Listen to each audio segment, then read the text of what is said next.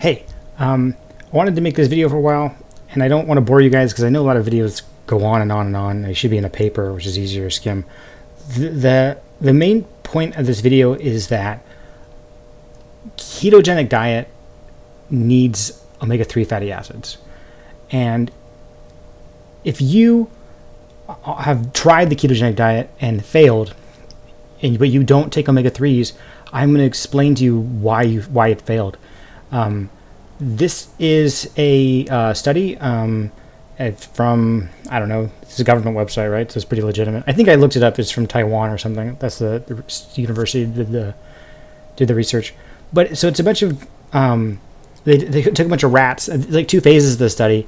And like the first part of the study, they kind of showed how a ketogenic diet can cause fatty liver disease. Now, if you're like me and you've been steeped in low-carb dogma, the community of keep calm and keto on, that might shock you. But if you've lived it like me and you're overweight, you might be ready to believe it. And so I want to walk through that. That's something they established in the beginning in this paper, is that they got these rats, they fed them they did a control diet, which is carbs. They did a high fat and carb diet, which got them really fat and fatty liver, really bad. And then they did a low carb diet, but high fat.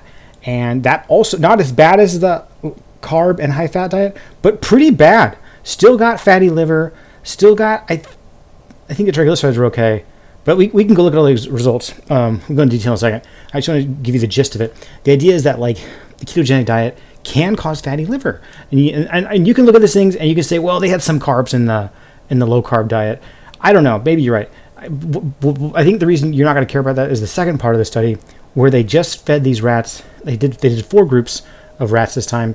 Essentially the same thing. Normal carb but high fat, and 2 ketogenic ones, low carb, with omega-3 fatty acids, fish oil specifically, 5% fish oil, 10% fish oil. So, and you see in the second part of the study, these rats that are given fish oil and on a low carb diet, no fatty liver at all. It's the same as the normal control group, which is like basically nothing. So I'll go through here and just show you. But anyways, the whole point I'm trying to say is that like if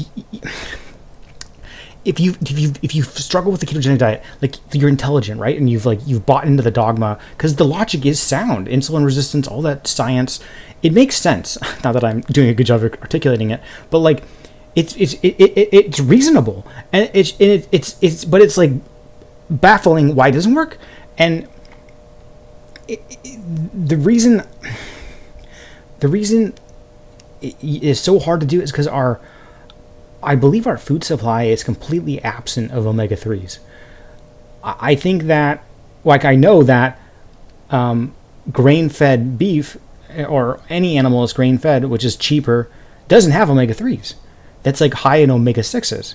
And grass-fed beef, though, does have omega-3s in a reasonable ratio.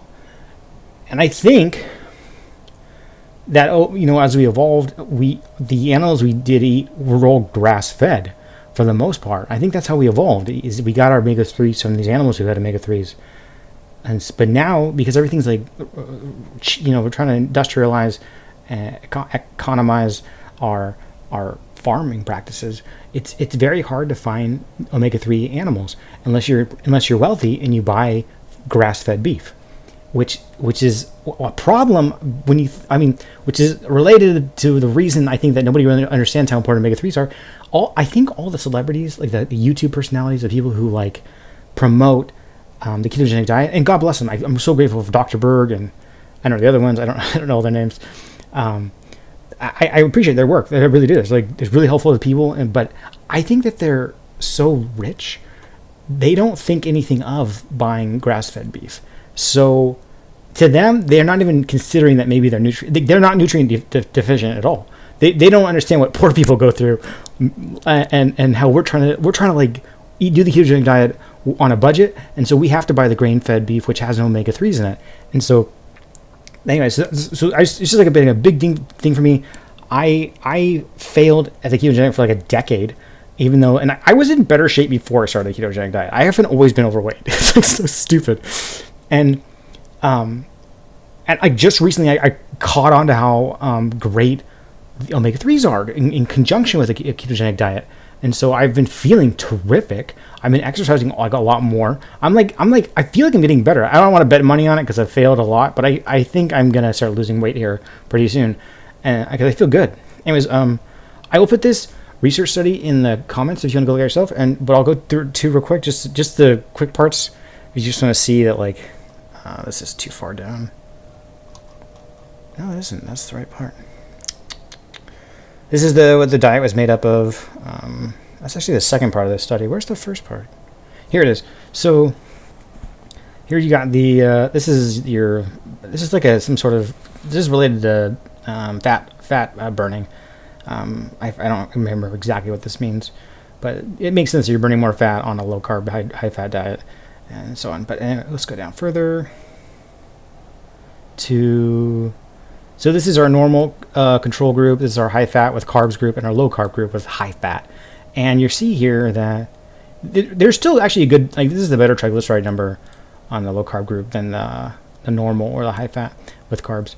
But you've got high leptin levels, which means they have leptin resistance. That's like that the body's not responding to the leptin that's available. That's why there's so much of it, and there's usually an association between leptin resistance and insulin resistance. So there's a very good bet that these rats are insulin resistant, even though they're on a low carb diet, which is like, it doesn't make sense, because if you've been learning anything about low carb, it's supposed to help with insulin resistance. And the reason is there's no omega-3s. Let me go through. I don't understand. These are things for the liver. They show like damage to the liver and the bloodstream. Liver weight. I don't understand this either, but the higher the liver weight, the less fat there is in it. I don't understand that exactly, but you see here, this has like the lowest amount of, this is the lowest weight. It actually has the highest fat. We'll see that in the next, it'll be easier. There's like a picture in the next one to see. This is a bunch of, I don't want to go into this because this is like kidney fat and testicle fat. I don't know why they measure that. It's like, I don't understand what these studies all the time. Let's go down. Yeah, that's the kidney and testicle fat. So this is the normal control group. This is the fatty liver. So I don't know if you can see my mouse or not, but like, that's a very good liver in the top left, even though that's a high carb, low fat liver. It's actually good for you to like stay on a normal, like standard American diet for your liver. You may not be losing fat or anything, but this is a high fat diet with carbs. See how all those little globules of fat in there, those white things? That's all fat. Then you look at the low carb diet with high fat. It's even worse. That's what you've been doing to yourself if you've been on the ketogenic diet and not taking omega-3s. So let's keep going. I'm going to show you the second part of the study. What is this? This is fat burning. Oh, this is the second part of the study where it starts. So you're getting fat burning the most in low carb, but still good amounts in the 5% omega-3 and 10% omega-3, and normal amount in the control group. These are the fat levels. That's the kidney or something, and then one of these is like testicle, and then this one is I think it's the fatty liver. No, it's just the level per liver. This is like your fatty liver essentially. So this one on the right, I don't know if you can see my mouse or not. So you get left this white bar on the very right, the chart on the right, on the very left of that chart is a white bar. You got a normal control group, and it's got the lowest level of fatty liver. Pretty good. The low carb group is almost double that in fat liver type. And then you can move over here to the 5% and 10% omega-3s, and it's not as low as the normal control group, but it's a lot better than the low carb without omega-3s. So it's interesting, right? And we can come down here and see a picture, which just makes things so much easier. Your control group here in the top left, that's like a pretty good liver, to be honest with you. Your low carb group, a lot of globules of fat in there. That liver's getting fatty. By the way, I don't know if I mentioned this, like, fatty liver is not a joke. Like, you can get, like, it progresses. It gets like inflamed. You start getting like pain in your back, in your shoulder blade, your eyeball. It becomes NASH. That's what the inflammation is. Non-alcoholic steatosis, hepatitis. I think the hepatitis means like inflammation or something. Steatosis is fat. Hepa is like liver. And itis is like inflammation. So And then it gets to cancer after that, or cirrhosis or something, and then cancer. Like, people die. It's like, it's serious stuff. Like, if you're going to be doing keto, you really need to be taking omega-3s. Anyways, so we can looking here, 5% and 10% omega-3s on the bottom here. They look pretty good, honestly. I mean, it looks pretty good compared to the low-carb, high-fat one by itself. And then you come down here, and this is interesting, the body weights. Body weight gain, let's just go over here. So the normal control group gained 384. The low-carb, high-fat gained the most, 406. I don't know if this is grams. The 5% gained 361, which is less than the control. And then the 10 gained about the same as the control. I think these rats were growing. That's why there's a weight gain. They weren't getting fatter. They were getting older, I guess. So the low-carb one gained the most. And I think it gained fat, frankly. I don't think they were pumping iron. And then the omega-3s, like, they had like a reasonable like amount of body weight gain, like for like what I guess you would expect like a rat to grow up with. I think that's what they're doing. They're growing up. I'm not sure. Anyways, I think that's all of it.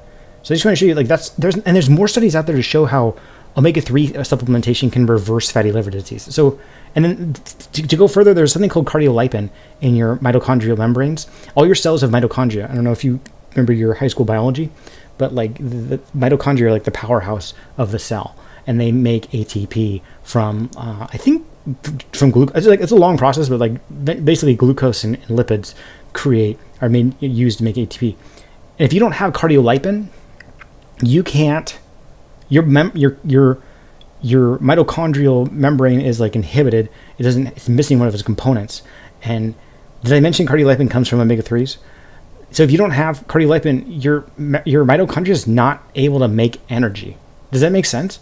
You're on a low-carb diet, giving your body all this fat, trying to turn your body to work on fat, to run on fat, and your body can't do it because you haven't supplied one of the most important nutrients. I'm sorry, I'm so excited. I'm sorry, I'm a little overwhelming or something. I just really impress upon you. If you like the ketogenic diet, you have to get your omega-3s. You can buy them online from Amazon and keep them in the refrigerator because they go bad. Buy some canned salmon. I'm poor. I live at home with my mom. I'm a loser. Believe me. But I get it done. I go to Walmart and I buy canned salmon for $3.50 a pound. That's a really good price. That's like really. You can't even get ground beef for that much anymore. Anyways, yeah. Okay. I hope you got something out of this.